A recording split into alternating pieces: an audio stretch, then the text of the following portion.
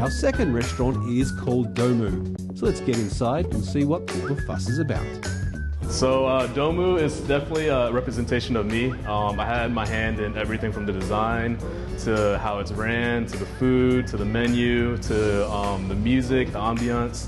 So I would say like it's a really good representation of myself. I want to go a little bit up against the grain from what is typical in Orlando. Okay, so DOMU.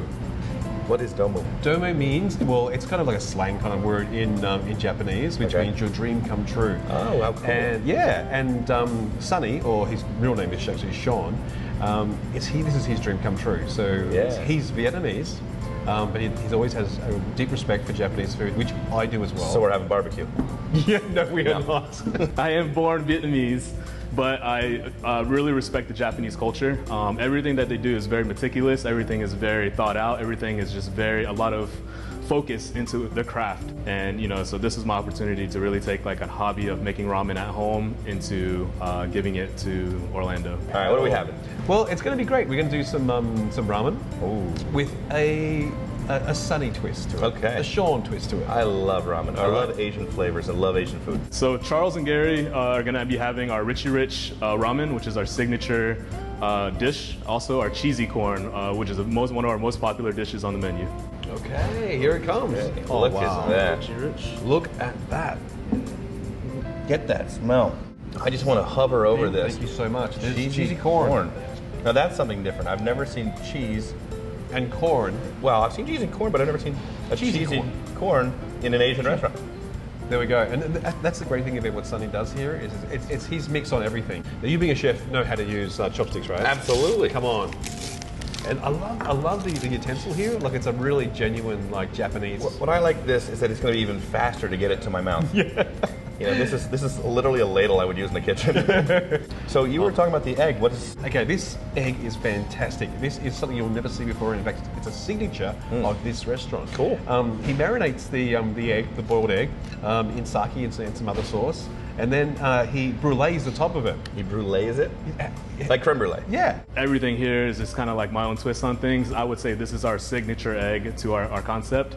So, we soft boil the egg, we marinate it in sake, soy, mirin overnight to give it that nice brown color and then the flavor in the shell. And then once we cut it open, we'll top it with some turbinado sugar, torch it, brulee it, and now you have a balance of sweet and salty. I want you to get in and just taste that first if you don't okay. mind. I think it's a signature dish. All right, let's try this here. Oh, wow. Okay, so it's like a soft-boiled egg. Yep. Oh, yeah, it really sticks together. It's amazing. It's quite sweet on top, right? You got like a sweet and salty thing going on. Yeah. The bruleed egg was so unique and different. It actually took on the characteristics of a creme brulee. But what was cool, because the white was marinated, obviously, it had that saltiness. So then you had the sweetness from the bruleed part, and it gave a nice contrasting flavor for the bowl. All right, this is great. Let's try some of this, the noodle. That's a good noodle. We make our own noodles. So we make them here in-house. We imported a machine from Japan. So it's the same exact machine that they're using over in Japan in all the shops. So first and foremost, we have that. We drop it in the water for 45 seconds. Fresh noodles are cooked very, very quickly. And we only make enough for the day. But it's not that, growing up in America, getting ramen for college meals. No. This is on a whole nother level of ramen. So I think when most people think of ramen, they're thinking of these little packages of ramen that they ate, you get 10 for $1 in college and you lived on it. This is so vastly different from what that is. And I understand why these ramen concepts are popping up all over the place because, given the authenticity of these chefs making it, it just takes on a whole nother dimension of flavor. They're using really indigenous ingredients from, their native lands. And I love Asian food. This restaurant is a 2-hour wait to get in here at nighttime. Because of this, I believe it. Things are done differently here. I believe it. It looks amazing. We've had great success within our own community, great success in Orlando, and I think it just goes down to the hard work that we put into it. It's not a day that we aren't improving something, looking at how do we do something better, how do we improve guest experience. So it's an ongoing, everyday hustle, to get this place to where it's at. Let's try the broth. The broth has been cooked for a long time with the bone. It's almost like creamy. Yeah. But what I'm also noticing in here, which is maybe one of my favorite ingredients of all time, and that's pork belly. Pork belly. And this is done to perfection. Pork belly. Need I say more? It's got to be one of my favorite ingredients. Oh, Look at wow. this thing. Yep. It's kind of like bacon on steroids. That is really good. You know, just a thick cut. It's still got some crispiness on the outside, but it's got some of the meat, you know, for the chew on the inside. Just absolutely one of my favorite ingredients. This is not your ordinary ramen. This place does it right, and I understand why there's lines out the door. They've got their own little twist on their egg. The noodles are made fresh in-house. The broth is to die for. Seriously, one of the best ramens I've ever had in my life.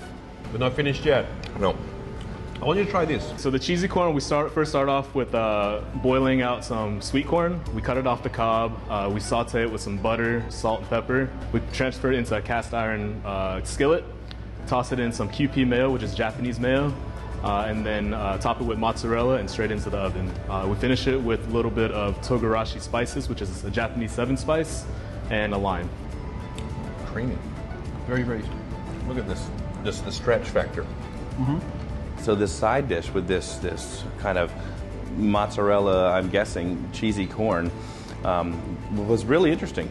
Nice and creamy, kind of like not to the consistency of cream corn. It had to still have the the kernels, but it definitely took on some creaminess. And then a little bit of a crumb spicing on top, which I'm guessing was a togarashi, kind of a Japanese spicy pepper and a blend of seasonings. But that was for me. Reminded me of some street fair food in Cuba, or some of these Cuban corn that they do down in Miami a lot. That's pretty good. That's pretty good. There's a real sweetness to that. It's got a little sweet, it's got a little spicy. You spoon this in. Yeah, I think I will. This is great. Save some room because we are heading off now to our next restaurant. Okay, wait. I'll explain when we get there. Another surprise.